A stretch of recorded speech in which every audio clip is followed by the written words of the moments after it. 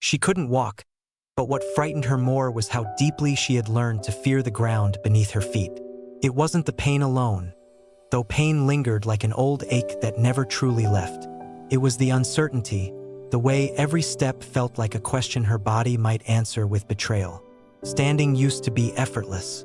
Now it was an act of courage she had to summon again and again.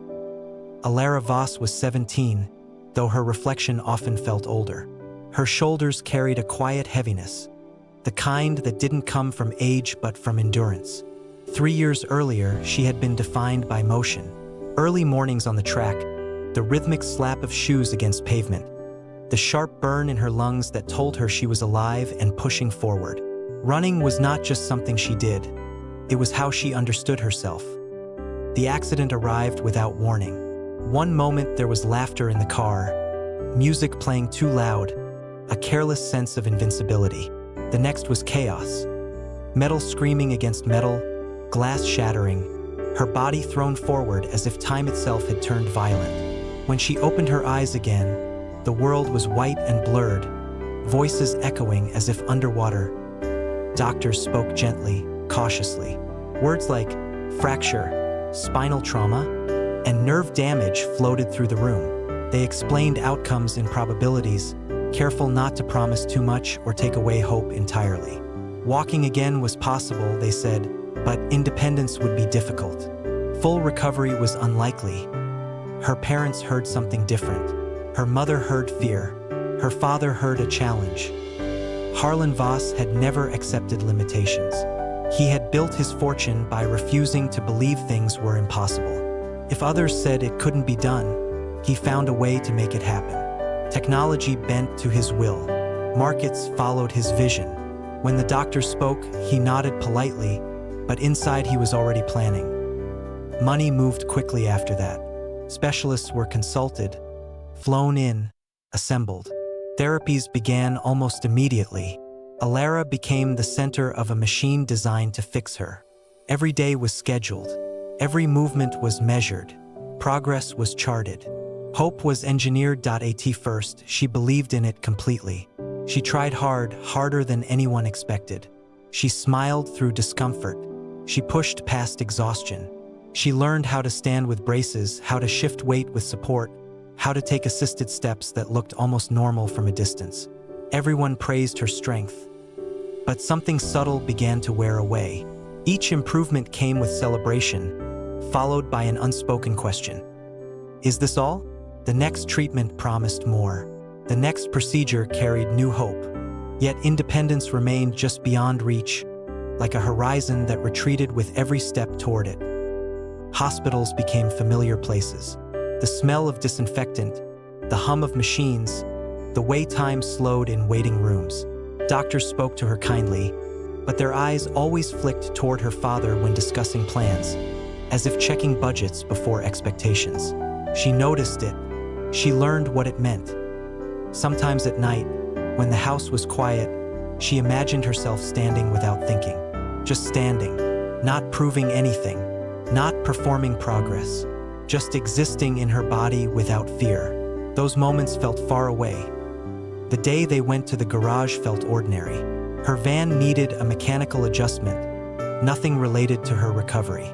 The authorized service center couldn't handle the customization, so they sent them elsewhere, to a small independent shop on the outskirts of the city. The garage was nothing like the places she had grown used to. No white walls, no sterile silence, just concrete floors, sunlight cutting through dusty windows, the soft clink of tools being set down. It felt real in a way she hadn't experienced in years.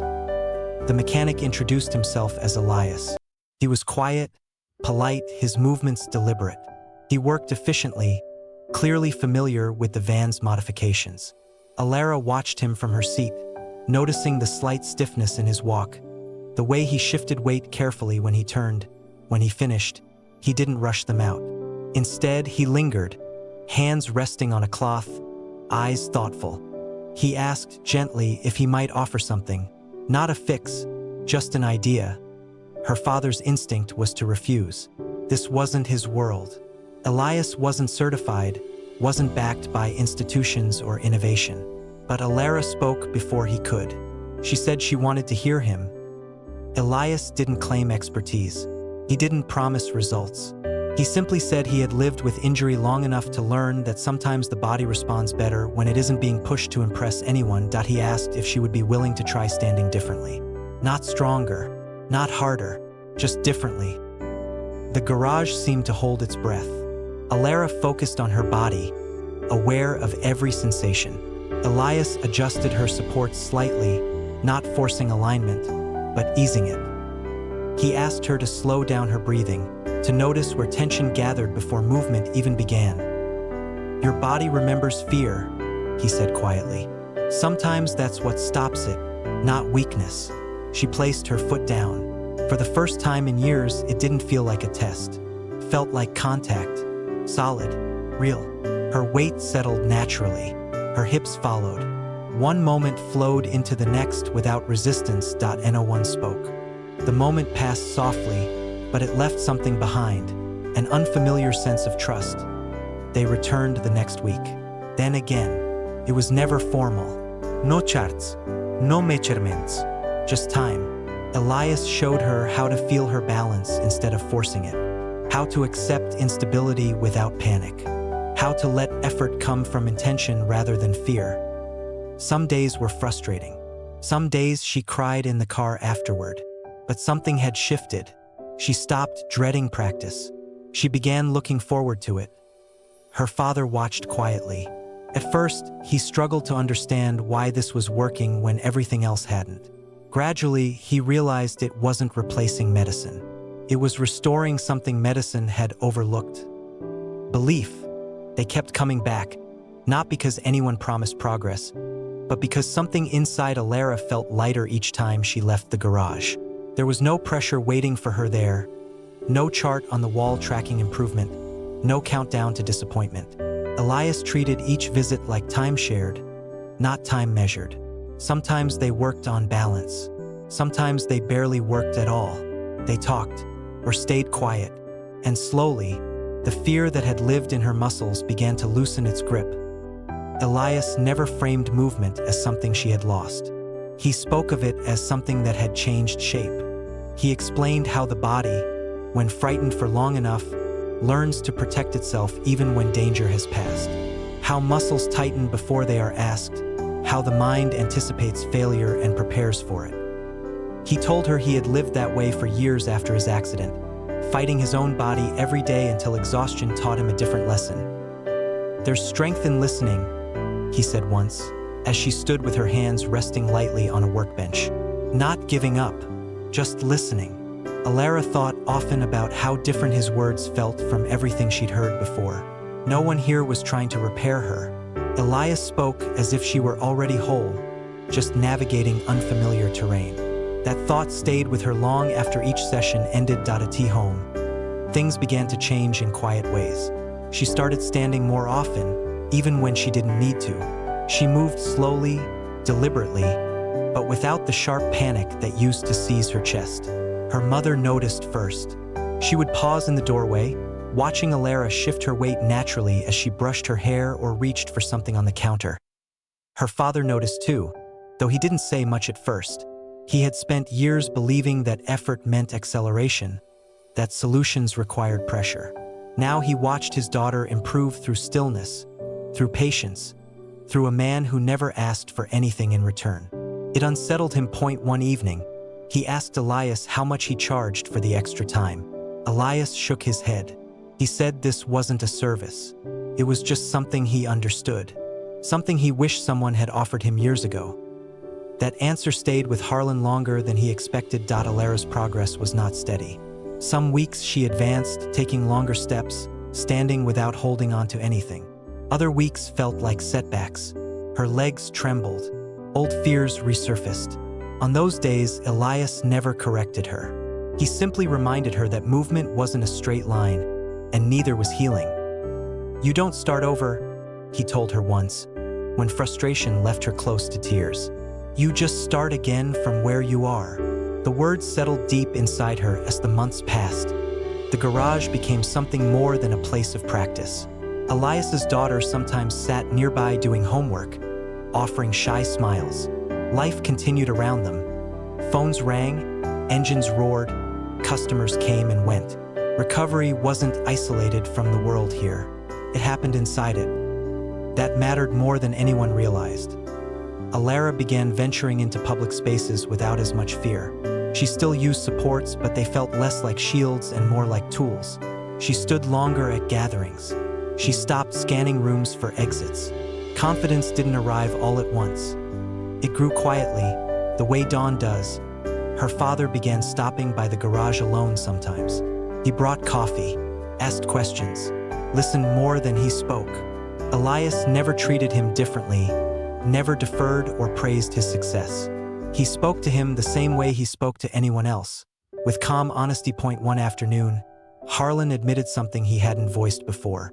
He said he had been terrified from the beginning, that the money, the specialists, the constant action had been his way of running from the fear that he might not be able to fix his daughter.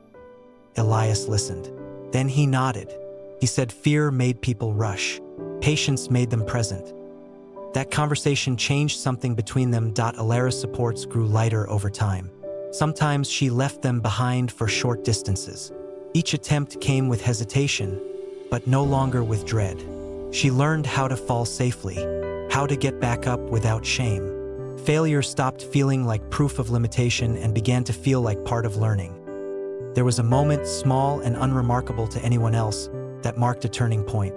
Alara stood in the garage one afternoon, adjusting her jacket, when she realized she hadn't thought about standing at all. The fear had not announced its absence. It had simply left. She smiled then, a quiet smile that carried years of weight lifting as graduation approached. The school asked if she would need assistance crossing the stage. She paused before answering. For the first time, she didn't know. Not because she doubted herself, but because she hadn't decided yet. The choice felt like hers. In the weeks leading up to the ceremony, she practiced walking longer distances, not to prepare for a performance, but to feel ready. Elias reminded her that whether she walked or used support, it would still be an achievement. The goal wasn't proving anything. On the day of graduation, the auditorium buzzed with excitement. Families filled the seats, cameras ready, emotions already spilling over. Alara stood backstage, heart pounding, not with fear but anticipation. She took a breath and stepped forward. She walked across the stage slowly, steadily, without assistance. Each step carried memory, effort, patience. In the audience, her mother collapsed into tears, overwhelmed by the sight. Her father stood frozen, emotion catching in his chest, realizing that the moment he had chased for years had arrived not through force, but through trust. Elias watched from the side, his daughter beside him, clapping harder than anyone. Alara didn't rush off the stage. She let herself feel the ground beneath her feet, solid, trustworthy. Afterward, life didn't suddenly become easy. Some challenges remained, some limitations stayed, but something essential had been restored. She trusted her body, she trusted herself, and her father learned that some things cannot be bought, only earned through patience, humility, and presence. What changed Alara wasn't a miracle or a breakthrough technology.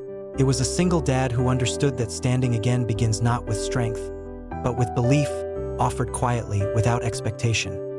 When the garage door closed at the end of each day, the world outside never knew what had happened inside. But lives had shifted there, not loudly, not dramatically, just enough to change everything.